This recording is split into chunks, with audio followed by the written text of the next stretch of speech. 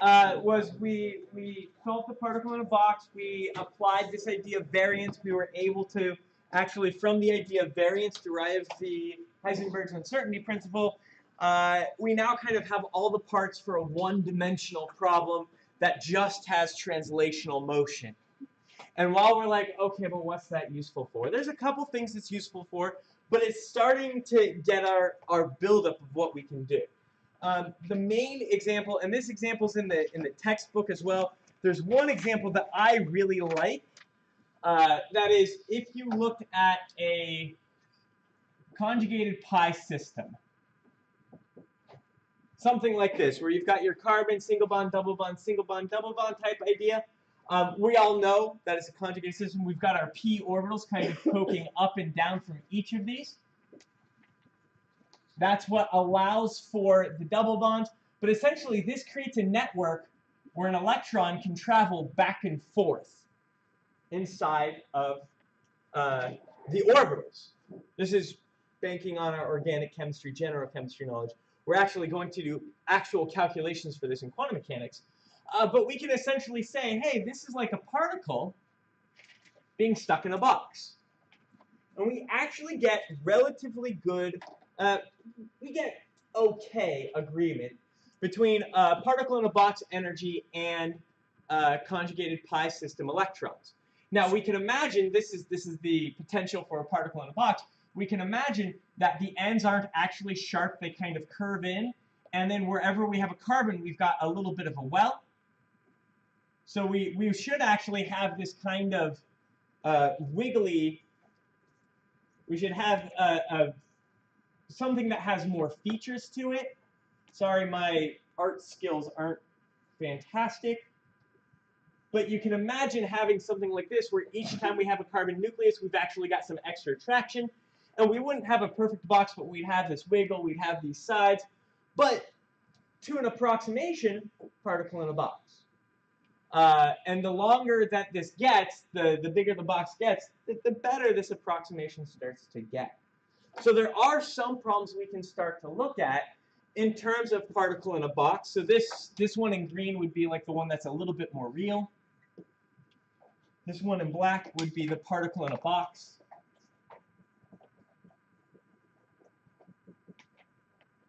And that would be some ideal situation. So we could look at particle in a box to talk about this kind of conjugated system.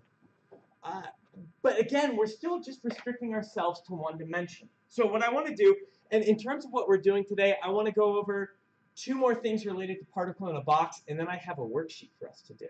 Kind of like the math worksheet we did on the second day. I've got a worksheet for us to work on. So I'm going to try to get through these expansions on the idea of particle in a box, trying to make it more dimensional, more interesting.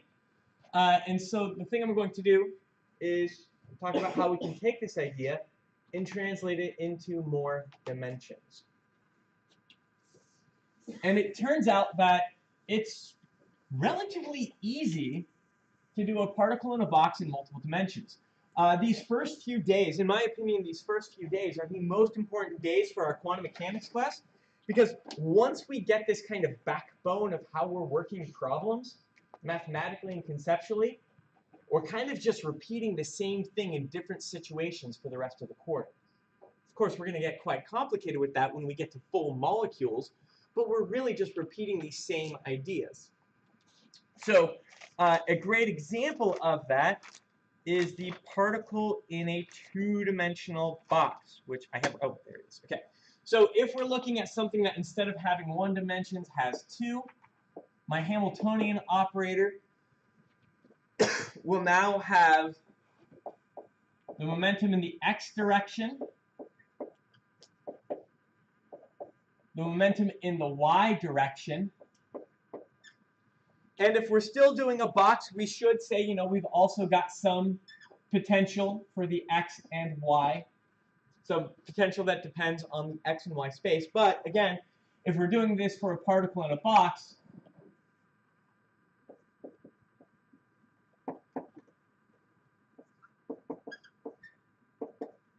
we can say that we've got it, this is going to be 0 for x is between 0 and the length on the x dimension, and 0 for the y dimension from 0 to the length of the y dimension. So instead of just having a 1D box, we're now setting up a 2-dimensional box. We're going to propose wave functions. We're going to do the same thing we did with the classical idea of throwing a ball. And we're going to suggest that we have some wave function that depends on x and y, 2-dimensional wave function. And we're going to suggest that there's some x part that just depends on x, and then there's some y part that just depends on y. Separation, right? Separation of variables. This is going to be something that's really handy later on as well when we're getting to rotation, hydrogen atom, everything else. Being able to separate our variables like this was already useful. Looking at time is also useful here. Essentially, this is going to be set up so that if I plug this into my standard Schrodinger equation, I'm going to have my px hat squared on divided by 2m on x of x times y of y plus my p hat y squared divided by 2m on x of x and y of y is equal to e, well, x of x, y of y. And what we can say is, just from our knowledge that the px is the derivative with respect to x, that means I can move this y part out. My px operator is not going to do anything to my y. Just like over here, my py operator is going to be derivative with respect to y. I'm going to be able to move this x part out and just have that operate on the y. And essentially what this lets me do is lets all of us do, is it lets all of us set this up in terms of two separate equations, both equal to some constant. So if we go through the proper rearrangement, we're going to have something that's like a 1 over x. I'm just going to call it, we'll deal with this, px squared hat divided by 2m x, and that's the function x, so that's x of x, plus 1 over y of y, py squared hat divided by 2m, operating on y of y, it's going to be equal to e. So essentially, I divided this xy part over, moved this x part out, the x's part cancel, and I'm just left with the 1 over y. I moved this x over y part over, moved the y part out, and I'm just left with the 1 over function of x. And if this energy is a constant, which it is if we're doing an eigenvalue problem, I can essentially say, since this part's changing with respect to x, this part's changing with respect to y, I can say that these two things have to add up to a constant. So this has to be a constant plus a constant. And I'm going to define two new constants, which is going to make our lives really easy. I'm going to say px hat squared divided by 2m on x of x is equal to the energy with respect to x function. And separately, p of y hat squared over 2m y of y is equal to e of y.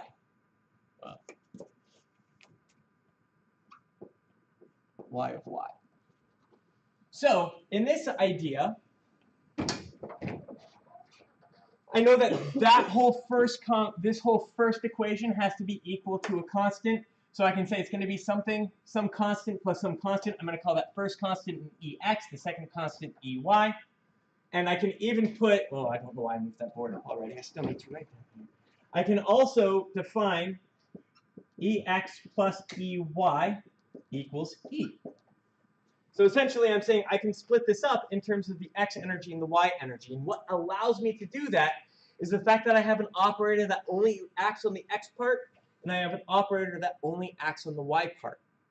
So this is great for now. We'll see other situations where we don't have that easy separation. It's a little bit more challenging. but we'll still have situations where we can do this type of separation. Hopefully at this point, I don't actually need to solve the problem. Oh no, there's hopefully at this point, I don't need to actually solve the problem. We can recognize this. This is the one-dimensional Schrödinger equation. This is the problem that we already did. This is particle in a box with respect to x. It's going to have wave functions that are going to be sine n pi x over L of x. This one is the one-dimensional Schrödinger equation with respect to y. It's going to have wave functions that are sine n pi y over L in the y dimension. I can also already say what these energies are going to be. These energies are also going to be energies with respect to the n, and you're going to have two different n's. This is going to be n1 when we apply the boundary conditions. The first boundary condition, we get n1. When we apply the second boundary condition, we get n2. So really, same problems we've already done. I'm not going to do them again because you've already seen them. But I will write the answers. So in this case, we know that we're going to get the function x of x is going to be, if we normalize it, 2 over Lx sine and 1 pi over Lx x. We're going to have an energy of x equal to n1 squared pi squared h bar squared over 2m Lx squared. Exact same thing we've already done. And we get the same type of idea for our y.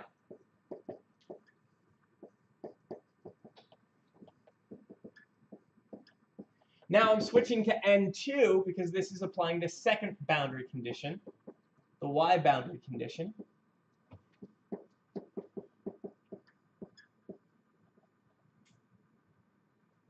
That's a 2, I swear.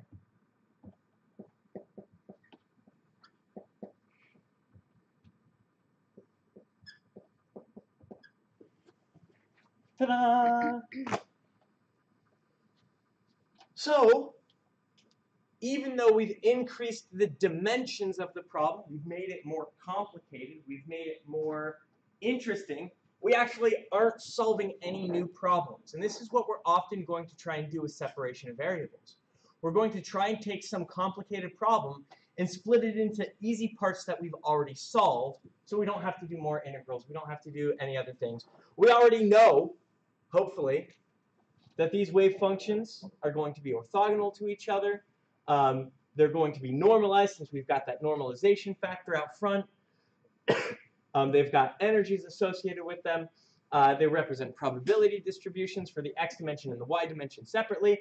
Or if we go back to our original function, if we multiply them together, right, if we go back to this, we can get our two-dimensional wave function as the product of these two functions. And we can actually look at all of those. And I'm terrible at drawing those. If you're taking the, what's the name of that class? If you're taking Chem 357, you've been plotting these functions in MATLAB. You can plot these functions. If you've been reading the textbook, which you should all be doing, I've heard that there's some people that aren't reading in the textbook. You should be reading in the textbook. They have a graphic that kind of depicts how these wave functions look when you represent them in 2 dimensions. Could we do this in 3 dimensions? Yeah, of course, right? If we did it in 3, and I wouldn't even need to write anything much new to do it in 3 dimensions. I just have to write my p hat z, my pz hat squared divided by 2m ez on z of z equals ez on z of z. I'm going to get the same thing again. Now, you will very rarely, and when I say very rarely, I mean pretty much never see these plotted, the 3-dimensional wave function plotted. Because how do you draw a 3-dimensional sine function, there's 3 sine functions overlapping with each other, and include their amplitude? You'd have to do 4D. So you'd have to have some, or you'd have to do some extra kind of like, so I'm going to do the 3D and then the color represents the phase. You're going to have to do some extra thing. And actually, We've all seen that someplace before, where you've seen like a 3D plot and then the color represents the phase. That's like the p orbitals where one's blue, one's red. That's representing that extra idea. It's not getting the amplitude as much. That's where you go to the scatter plots in 3 dimensions. There's a lot of different ways we try to represent that. But we've got ways we try to represent that. And we'll look at those a bit later. The other kind of curious thing I want to point out here is if we look at the total energy associated with this, our energy, when I add those two things together, is going to be pi squared h bar squared on 2m n1 squared over L x squared plus n2 squared over L y squared. This energy equation, and this is going to be, we might even label this En1, N2, giving the counting numbers that the energy depends on that. This energy is going to have some quirks associated with it. Essentially, with the correct dimensions, the correct L lengths, and the correct N values, we can end up with two energies that have the same energy that has two different wave functions. An easy way to think about this is to say if Lx equals Ly, we're dealing with a square rather than some rectangle.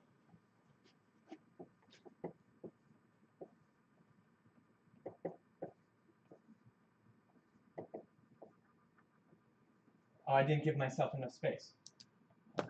Or n1 equals 1, n2 equals 2.